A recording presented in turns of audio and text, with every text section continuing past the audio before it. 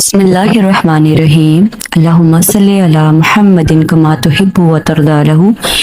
उम्मीद करती हूँ आप सब खैरियत से होंगे और अल्लाह ताला की खूब रहमतें समेट रहे होंगे।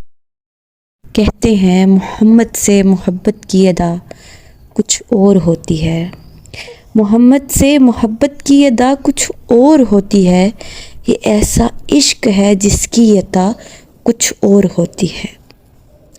वो दुश्मन के लिए मांगते हैं खैर का मौसम, वो दुश्मन के लिए भी मांगते हैं खैर का मौसम।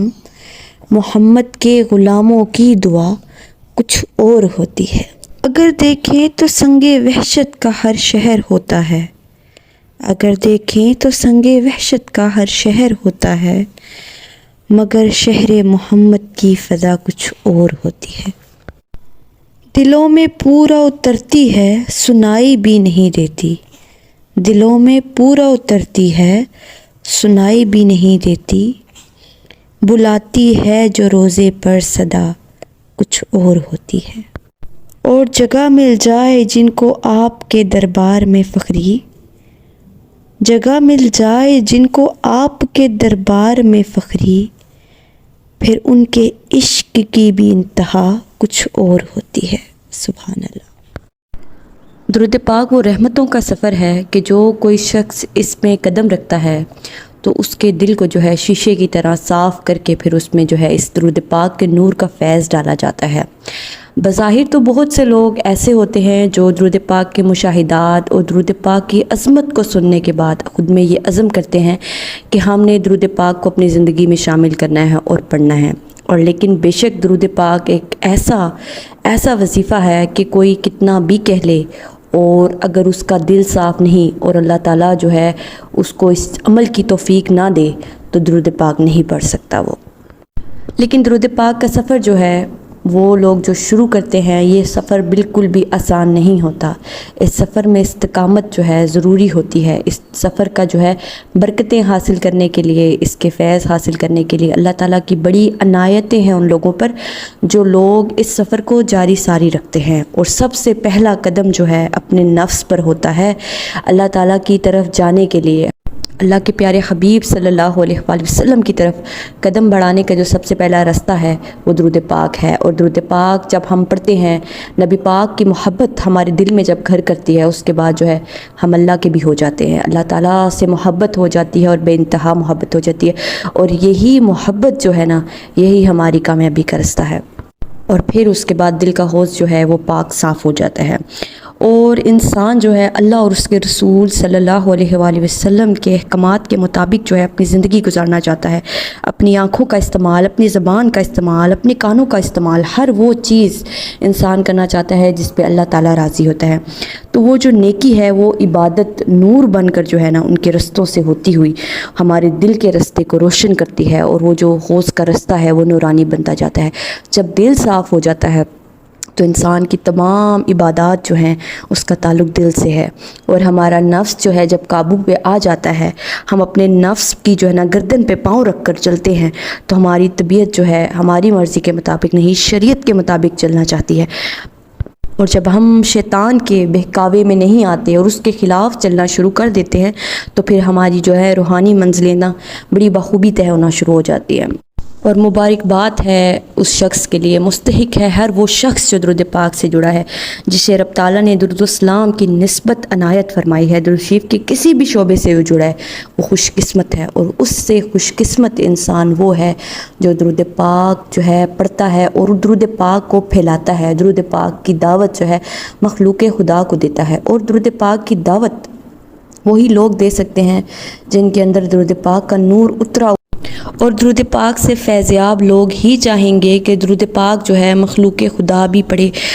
दुरूदुस्सलाम के साथ किसी भी शक्ल में जुड़ने वाले जो लोग हैं ना वो खुशकिस्मत हैं। ये पक्की खबर है कि रब ने उसे और उसकी क़यामत तक आने वाली नस्लों को जो है ना बदबख्ती, बदकिस्मती, धक्कों से और गफलत से निजात देने का फ़ैसला कर लिया हुआ है। क्योंकि दुरूदुस्सलाम की राह उसे ही अता होती है और जो खुशकिस्मत है उसके लिए ही राहें बनती हैं और उसकी आने वाली नस्लों को क़यामत तक इसके जो है इनामात के फ़ैसले सादिर होते हैं। اور جن لوگوں کو اللہ تعالیٰ نے اتنا خوش نصیب بنایا ہے کہ وہ رب تعالیٰ اور اس کے حبیب کے ذکر کو مخلوق خدا تک پہنچانے کی کوشش کر رہے ہیں، اللہ تعالیٰ نے ان لوگوں کو چنا ہوا ہے۔ یہ وہ لوگ ہیں جن کی نسلوں میں کبھی بدبخت پیدا نہیں ہوتا، ایسے شخص کی نسلوں میں کبھی فقر کبھی بھوک نہیں آتی۔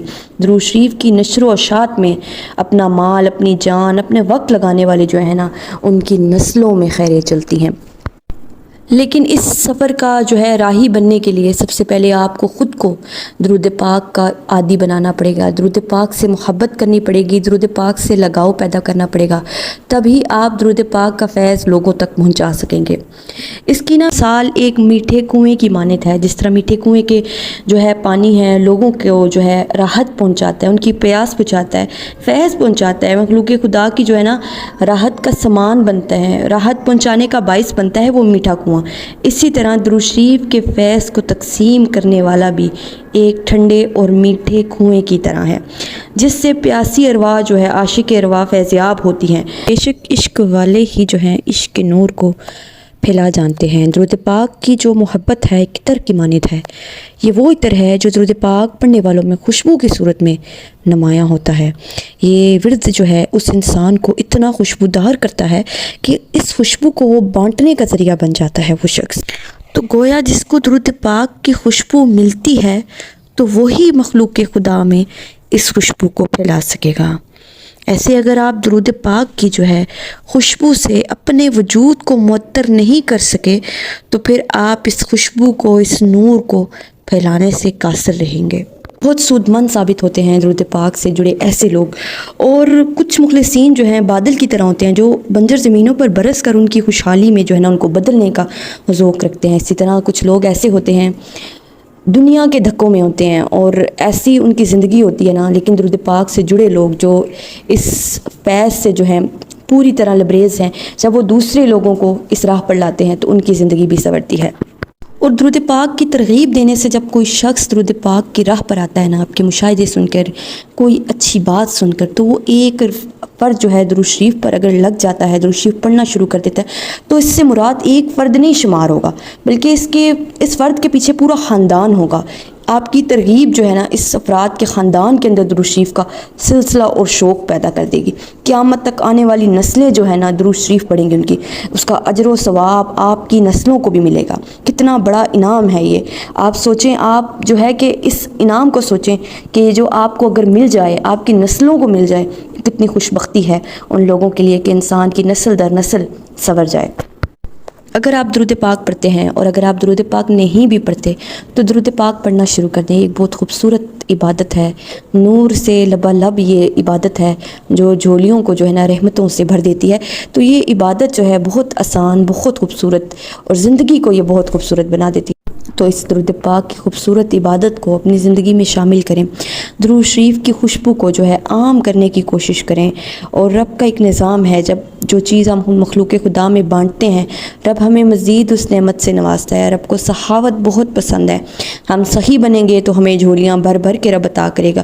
کسی بھی چیز میں سخاوت ہے، آپ کے کوئی علم میں ہے، ہنر میں ہے، آپ کو کسی عمل سے برکتیں مل رہی ہیں، درود پاک سے فیض مل رہا ہے، ہر چیز، استغفار کا کوئی عمل ہے جس سے آپ کو نفع فائدہ ملا، آپ اس کو بانٹیں، مخلوق خدا میں بانٹیں، اس لیے کہ دل کھول کے درود شریف کے جو مشاہدات جو ہے نا، اس کا سلسلہ جو لوگ شروع کرتے ہیں نا، پھر یہ سلسلہ ان کی نسل در نسل چلتا ہے اور یہ پھر کبھی نہیں رکتا۔ اور یہ بہت بہت خوش نصیبی کی بات ہے کہ نسلیں سنور